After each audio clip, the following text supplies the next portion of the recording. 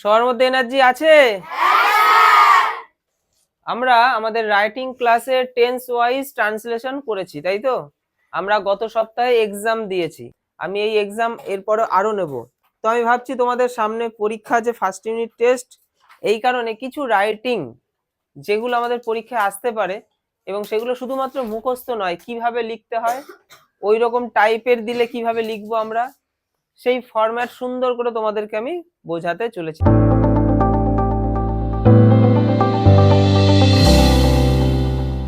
স্কুলের রাইটিং আমাদের যদি মানে কমন নাও পাই, কোনো সমস্যা নেই, আমরা রাইটিং লেখা শিখবো।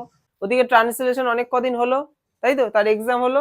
এবার আমরা কিছু রাইটিং পরপর করে নিই, তারপর আবার আমরা ট্রান্সলেশনের পার্টে যাব, যেখানে আমরা কিন্তু আর টেন্স ওয়াইজ আলাদা আলাদা করব না, আমরা মিক্সিং করব। এখন আমি কিছু রাইটিং এর জিনিসগুলো নিয়ে আসি, যেগুলো তোমাদের এক্সামের জন্য খুব ইম্পর্টেন্ট। এই চিঠিটার সাথে তোমরা সবাই পরিচিত, তাই না? আমাদের স্কুল কামাই হলেই আমাদেরকে এটা বাংলাতে লিখতে হয়, ইংলিশ মিডিয়াম স্কুলগুলোতে ওদেরকে ইংলিশে লিখতে হয়, এবং আমাদের স্কুলের পরীক্ষা ইংলিশে আসবে। যে স্কুল তোমার কামাই হয়েছে, বিভিন্ন কারণে কামাই হতে পারে। তোমার পেটে ব্যথা ছিল, তোমার জ্বর ছিল, তোমার দিদির বিয়ে ছিল, তোমার দাদার বিয়ে ছিল, তোমার জন্মদিন, বাড়িতে পার্টি হয়েছিল, এই বিভিন্ন কারণ হতে পারে। এই যতগুলো কারণ বললাম, এই একটা ফরম্যাটে সব কটা কারণের আমরা রাইটিং লিখতে পারবো।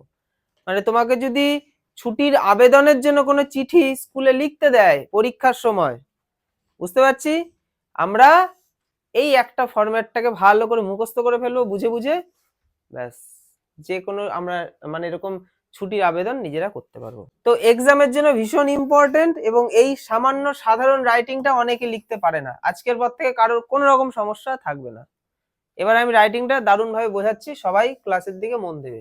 লেটার রাইটিংকে আবার দুভাগে ভাগ করা যায়, একটা হচ্ছে ফর্মাল, একটা হচ্ছে ইনফর্মাল। ফর্মাল মানে আর ইনফর্মাল মানে কি? ইনফর্মাল মানে তুমি বন্ধু বান্ধবী, দিদি ভাই বোন, কাকা মাসি পিসি সব বাড়ির পরিচিত বা তোমার পরিচিতদের তুমি যে চিঠিটা পাঠাও, ওটাকে বলে ইনফর্মাল। স্কুলে হতে পারে, কোনো অফিসে হতে পারে, এগুলোকে বলে ফর্মাল। তো আমাদের এটা কিন্তু ইনফর্মাল নয়, আমাদের এটা কি ফর্মাল, কারণ এখানে কিন্তু আমরা কোনো অফিসিয়াল জায়গায় আমাদের চিঠিটা আমরা সেন্ড করব। তাহলে একটা চিঠি যদি আমরা ভালো করে মুখস্থ করে নিই বুঝে বুঝে, এবং নিজে থেকে লিখতে যদি পারি, তাহলে আর কোনো চিন্তা আছে? আমাকে যে কোনো দিলেই আমরা পারবো। তোমাদের প্রশ্নটা ঠিক এরকম আসতে পারে যে হেডমাস্টার অথবা হেডমিস্ট্রেস, যে কোনো একটা দিতে পারে, তাই তো? তোমার যদি ছেলেদের স্কুল হয় হেডমাস্টার দেবে, আর মেয়েদের স্কুল হলে হেডমিস্ট্রেস। তো আমি একটা ফরম্যাটকে ইউজ করে আমি বানিয়েছি, আমি তোমাকে দেখিয়ে দেবো, এটার মধ্যে দিয়ে তুমি আরো বাকি কি কি করে করতে পারো। সবার আগে কয়েকটা পয়েন্ট তোমাকে ফলো করতে হবে। 1 নম্বর পয়েন্ট হচ্ছে এই পার্টটা, এই যে দেখতে পাচ্ছ, এই ধরনের চিঠিতে কিন্তু ভাগে ভাগে নাম্বার থাকে। তুমি এই পার্টটা যদি ঠিকঠাক লিখতে পারো, তার জন্য তুমি আলাদা 1 বা 2 নম্বর পেয়ে যাবে। 2 নম্বর পার্ট হচ্ছে কি? সাবজেক্ট। সুন্দর করে সাবজেক্টটা লিখতে হবে, এর জন্য তোমার আলাদা নাম্বার রয়েছে, তাই তো? তারপরে এই জায়গাটা সুন্দর করে লিখবে ম্যাডাম অথবা স্যার, বোঝা গেল? রেসপেক্টেড ম্যাডাম অথবা রেসপেক্টেড স্যার, অথবা ম্যাডাম অথবা স্যার, এটা লেখার জন্য এটা একটা পার্ট, 3 নম্বর হয়ে গেল। আর কি রয়েছে? এটা হচ্ছে বডিটা, তাই তো? যে লেখাটা আমরা লিখবো বডিটা, এর জন্য একটা পার্ট হয়ে গেল। আর একটা পার্ট কি? এই যে এইখানে লাস্টে এখানে লিখতে হবে, এটা 5 নম্বর পার্ট, এবং এখানে ডেট থাকবে। এই দুটোই 5 নম্বর, মানে এই 5টা দিক আমাকে ফলো করতে হবে। এই 5টা দিকে যদি কোথাও মিস হয়, ভুল হয়, তাহলে কিন্তু তোমার নাম্বার ভালো হবে না। এই প্রত্যেকটা পার্ট তোমাকে বলে দেবো কিভাবে খুব সহজে তোমরা করতে পারো। এই ধরনের চিঠিতে প্রথমেই আমরা যেটা করব, টু দিয়ে শুরু করব। পারবো না টিও টু লিখতে? আমি ঠিক যেভাবে লিখেছি দেখো, একটা পুরো লেভেল ইউজ করেছি, এই লেভেল অনুযায়ী কিন্তু জিনিসটা যাবে। এমন না যে এখানে টু লিখলাম, এখানে দা হেডমাস্টার লিখলাম, এসব করবো না। অনেকে করে, রূপা কোয়ালিটি অনেকে আছে, আমরা এটা কিন্তু করব না, আমাদের কোয়ালিটি আমরা আপডেট করব। আচ্ছা, টু লেখার পর আমরা এই দুটোর মধ্যে যে কোনো কিন্তু একটা লিখবো। এই পিডিএফটা কিন্তু তোমাদের গ্রুপে দিয়ে দেওয়া হবে। এই পিডিএফটা দেখে এটা পুরোটা তোমরা পড়ে খাতায় না দেখে লিখে নিয়ে আসবে, এবং এখানে যে দুটো অপশন রয়েছে, দুটো কিন্তু লেখা যাবে না, যে কোনো একটা লিখতে হবে। বোঝা গেল? তাহলে তোমরা যদি মেয়ে হও তাহলে হেডমিস্ট্রেস লিখবে, আর যদি ছেলে হও হেড মাস্টার লিখবে। তাহলে দুটোর মধ্যে যে কোনো একটা লিখবে, বুঝতে পেরেছো? পরের লাইনে কি লিখবো? তোমার স্কুলের নামটা। দেখো এখানে আমি লিখেছি Nabadwip Tarasundari girls high school, এটা লিখবা কেন? তোমরা তোমাদের স্কুলের নামটা লিখবে। স্কুলের নাম কি আমরা জানি না? ইংলিশে কি লিখতে পারবো না স্কুলের নামটা? পারবো তো? তাহলে এইখানটা তোমরা কিন্তু, আমি বলছি, আমি এটার মধ্যে দিয়ে বুঝিয়ে দিচ্ছি, কিন্তু এটা কিন্তু আমরা ডিটো করবো না, বাড়ি থেকে কিন্তু সবাইকে লিখে নিয়ে আসতে হবে। হ্যাঁ, তাহলে টুটা সবার জন্যই কমন। তারপরে এই দুটোর মধ্যে যে কোনো একটা। যদি শুধু হেডমাস্টার লিখলে হবে না, কিন্তু দা হেডমাস্টার লিখতে হবে। শুধু হেডমিস্ট্রেস লিখলে হবে না, দা হেডমিস্ট্রেস লিখতে হবে। বুঝতে পেরেছো? আচ্ছা, তারপরে তোমার স্কুলের নামটা তুমি লিখবে। তারপরে নবদ্বীপ কথাটা লিখে দিলে। তুমি যেখানে থাকো, তোমার বাড়ি যদি পুরুলিয়ায় হয় তাহলে পুরুলিয়া লিখবে। যেখানে তোমার বাড়ি সেই শহরটা বা টাউনটার নাম লিখবে। বোঝা গেল? আর ডিটেলস এর প্রয়োজন নেই। তারপরে কি করবে? এসইউবি বলে সাবজেক্ট বলে একটা নাম উল্লেখ করবে। সাবজেক্ট, এসইউবি, এটাকে হচ্ছে সাবজেক্টের শর্ট ফর্ম। এসইউবি লিখলে এরপর তোমরা এইখানে যে সাবজেক্টটা লিখবে সেটা হচ্ছে তোমার প্রশ্নের লাইনে দেওয়া থাকবে। এই যে লিভ অফ অ্যাবসেন্ট, ঠিক আছে? লিভ অফ অ্যাবসেন্ট, এই যে লিভ অফ অ্যাবসেন্ট হলো। তার আগে তুমি কি করবে? রিকোয়েস্ট ফর এই কথাটাকে জুড়ে দেবে। পারবে না? রিকোয়েস্ট মানে অনুরোধ করা, রিকোয়েস্ট ফর বলে লিভ অফ অ্যাবসেন্স কথাটা লিখবে। বুঝতে পেরেছি সবাই? পারবো না এটুকু কথা? এটার মানে কি? এটার মানেই হচ্ছে আমার যে ছুটি গেছে, আমি যে স্কুল কামাই করে ফেলেছি, সেটাই হচ্ছে এটার সাবজেক্ট। হ্যাঁ, আচ্ছা, তারপরে কি করব? ম্যাডাম অথবা স্যার যে কোনো একটা লিখবো। স্কুল অনুযায়ী আমার ছেলেদের স্কুল হলে স্যার লিখবো, মেয়েদের স্কুল হলে ম্যাডাম লিখবো। পারবো না এইটুকু?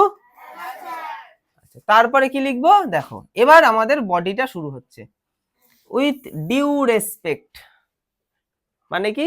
রেসপেক্ট জানিয়ে, এবার সম্মান জানাচ্ছি আপনাকে আমি, মানে আপনাকে যে আমি চিঠিটা লিখছি যেমন তেমন, ও স্যার আমি আসতে পারিনি এই কারণে, এরকম নয়। আমি রেসপেক্ট জানিয়ে, মানে শ্রদ্ধা, ভক্তি, ভালোবাসা আপনার প্রতি আমার রয়েছে, ঠিক আছে? সেই শ্রদ্ধা ভক্তির সাথে আমি চিঠিটা শুরু করছি। তাহলে উইথ ডিউ রেসপেক্ট, তারপরে I beg two state that I could not attend school from 7th to 12th of February। ভালো করে বোঝো কি লেখা হলো, কিভাবে লিখলাম। যে আপনার প্রতি সম্মান জানিয়ে আই বেগ, আমার প্রার্থনা, টু স্টেট, যেটা আমি বলতে চলেছি আমার প্রার্থনাটা, দ্যাট যে প্রার্থনাটা কি? আমি আসতে পারিনি, তাহলে আই কুড নট অ্যাটেন্ড। দেখো কোন টেন্স ইউজ করবো আমরা? Past tense. এখানে কিন্তু কোনো রকম ভুল করলে হবে না, কারণ তুমি কামাই করে ফেলেছো, মানে অতীতের ঘটনা, তাই তো? অতীতের ঘটনা তো, তাহলে অতীতের ঘটনা মানেই পাস্ট টেন্স, আর পাস্ট টেন্স মানে কি? ভার্বের সেকেন্ড ফর্ম, অথবা আর কি আসতে পারে? ওয়াজ, আর কি আসতে পারে? ওয়্যার, আর কি আসতে পারে? হ্যাড। এগুলো সব পাস্ট টেন্সের ভার্ব, এগুলো সব বুঝতে হবে। দেখা গেল ঠিকঠাক ভার্ব নেই, তাহলে তুমি ওয়াজ বা ওয়্যার এর মধ্যে একটা কাউকে নেবে। সিঙ্গুলার হলে ওয়াজ, প্লুরাল হলে ওয়্যার। বোঝা গেল? আর যদি পারফেক্ট বোঝায় তখন হ্যাড ভিতরি হবে। বোঝা গেল? নর্মাল এইসবের কোনো ঝামেলাই নেই, তুমি তো ভার্বের জাস্ট সেকেন্ড ফর্মটা ইয়ে করবে। দেখো আমি পারিনি অ্যাটেন্ড থাকতে, পারাকে কি বলে ইংলিশে? ক্যান বলে। ক্যানের পাস্ট ফর্ম চাই, তো ক্যান লিখলে তো হবে না, তাহলে কি লিখবো? Could. I could not attend school, ঠিক আছে? থেকে, কোনো একটা সময় থেকে কোনো একটা সময় পর্যন্ত তো কামাই হয়েছে, তাই থেকের জন্য আমরা ফ্রম বসাবো। তারপর আমরা তারিখ দুটো দিয়ে দেবো। তোমাদের যদি হিন্টস দিয়ে দেয় তারিখ দিয়ে, তোমরা ওখান থেকে তুলবে। যদি হিন্টস না দেয়, তুমি তোমার মতো করে দুটো তারিখ লিখে দেবে। তুমি যবে পরীক্ষা দিচ্ছ তার ঠিক 15 দিন আগের বা 10 দিন আগের কোনো একটা ঘটনা তুমি দিয়ে দিতে পারো। তাহলে আমি আমার মতো লিখেছি 7th to 12th of February হলো। তার মানে 7 তারিখ থেকে 12 তারিখ পর্যন্ত আমি স্কুল কামাই করেছি। হ্যাঁ, এবার স্কুল কামাই যে করেছি তার তো কোনো একটা কারণ থাকবে। হ্যাঁ, তাহলে কারণটা কি হতে পারে? কারণের জন্য আমরা লিখবো, প্রথমেই লিখবো জন্য, ফর।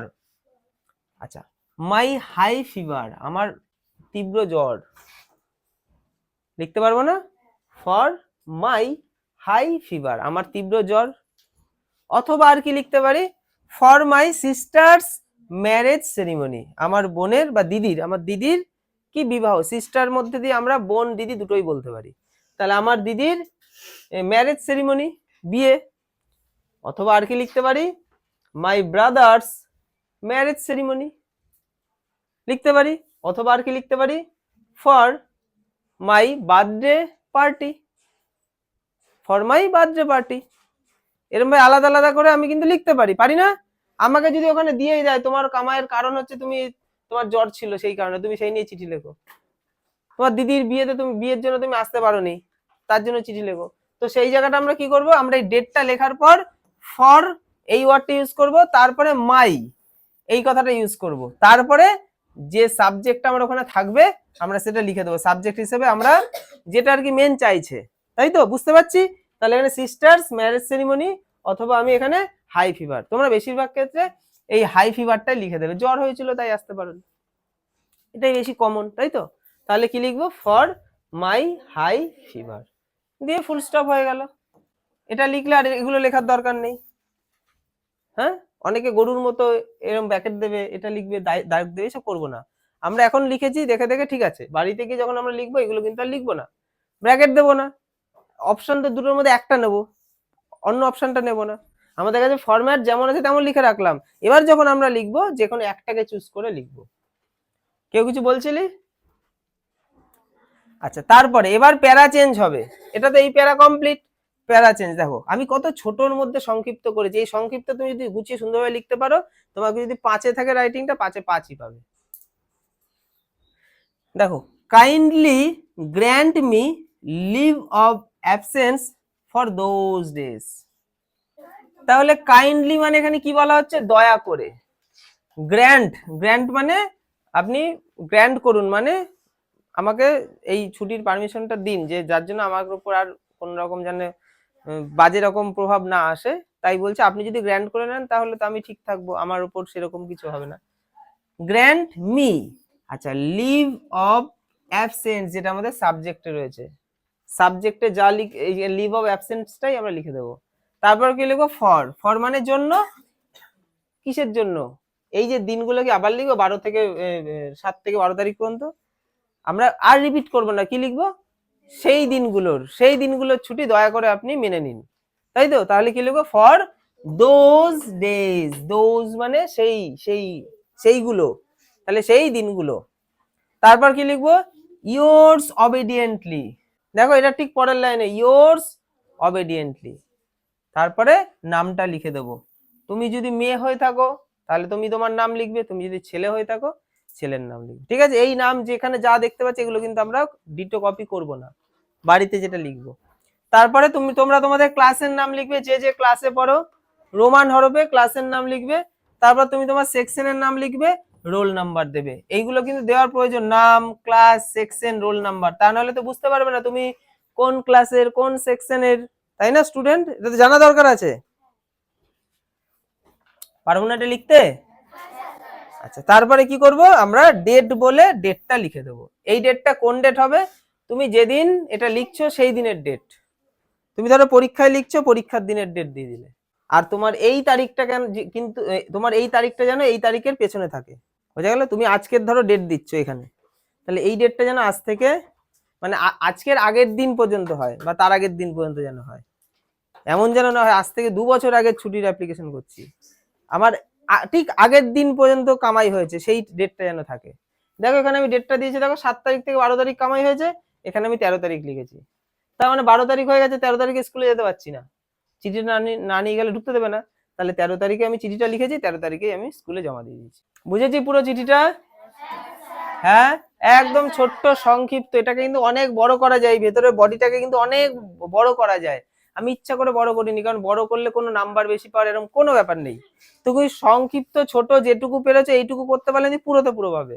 কারণ যে চিঠিটা পায় না, অফিসিয়াল যারা রয়েছে তারা কিন্তু চিঠিতে বেশি তোমার গল্প শুনতেই চায় না, যে আমার দিদির বিয়ে ছিল, সে রাস্তা দিয়ে আসছিল, ঠিক আছে, আমি খুব মানে আমি বলছিলাম আমি স্কুল যাব না, আমাকে বলছে তোমাকে স্কুলে যেতে হবে না, তুই আমার সাথে থাক, এইসব কাহিনী টিচাররা শুনতে চায় না, তুই মেন রিজনটা তাকে বলবা, যে আমি এত তারিখ থেকে এত তারিখ আসেনি, এই কারণে আসেনি, দয়া করে আপনি মঞ্জুর করলে আমি সুখী হব বা খুশি হব বা বাধিত হব। সবাই বুঝেছি রাইটিংটা? কারো ডাউট আছে? তাহলে এটা পরের দিনের বাড়ির কাজ থাকছে, বাড়ি থেকে নিজের মতো করে লিখে নিয়ে আসবে, আর এখানে এসেও না দেখে লিখতে হবে, বোঝা গেল? আমরা কিন্তু এখানে ফরম্যাট টুকেছি, কিন্তু বাড়িতে আমরা কিন্তু ফরম্যাট অনুযায়ী করব না, কিন্তু আমরা কি করব, আমরা কিন্তু যেটা হবে, যেটা একটু আগে বলে দিলাম, বুঝতে পারছো আমি কি বলছি? হ্যাঁ, সেই অনুযায়ী আমরা লিখবো, আর এখানে কিন্তু প্যারাগুলো যেন ঠিকঠাক থাকে, যেমন এদিকটা পুরো এদিকে সোজা রয়েছে, তারপরে ঠিক একটুখানি এই পাশে চলে গেলাম, গিয়ে এইখানে এটা হলো, আবার এদিকে এটার শুরু থেকে এইখানে এটা হলো, তার ঠিক একটু পরে এইখানে আসলো, দিয়ে তারপরে এখানে আসলো। ঠিক যেরকম ভাবে ফরম্যাটটা ইউজ করা হয়েছে ঠিক সেভাবে ইউজ করতে হবে, মানে শুরুর দিকটা যেন ঠিকঠাক হয়। বুঝতে পেরেছি? ঠিক আছে, আজকের ক্লাস এখানেই।